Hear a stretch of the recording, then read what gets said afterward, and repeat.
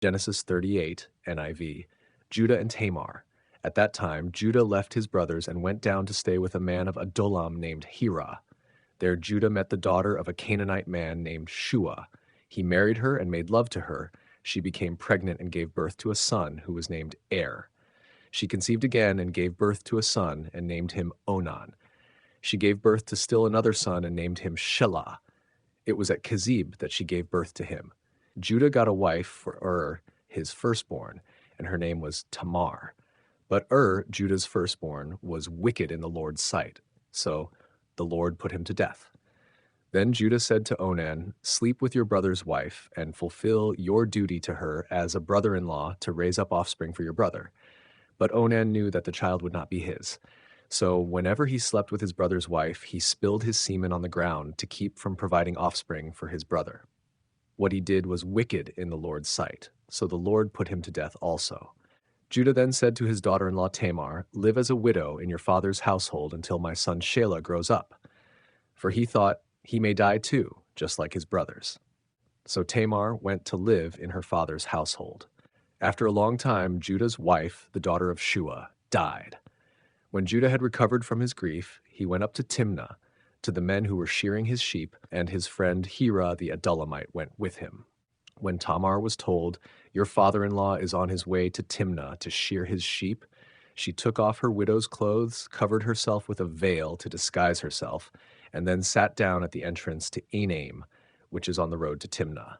For she saw that, though Shelah had now grown up, she had not been given to him as his wife. When Judah saw her, he thought she was a prostitute, for she had covered her face.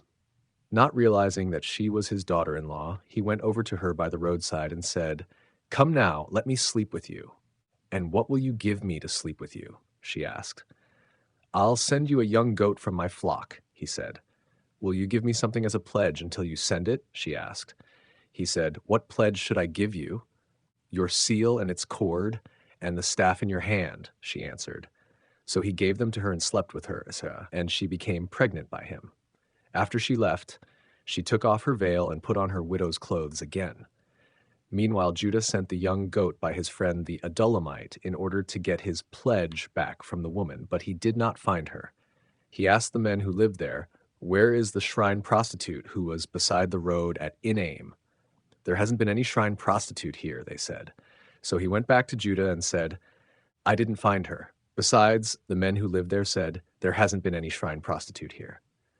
Then Judah said, "Let her keep what she has, or we will become a laughingstock.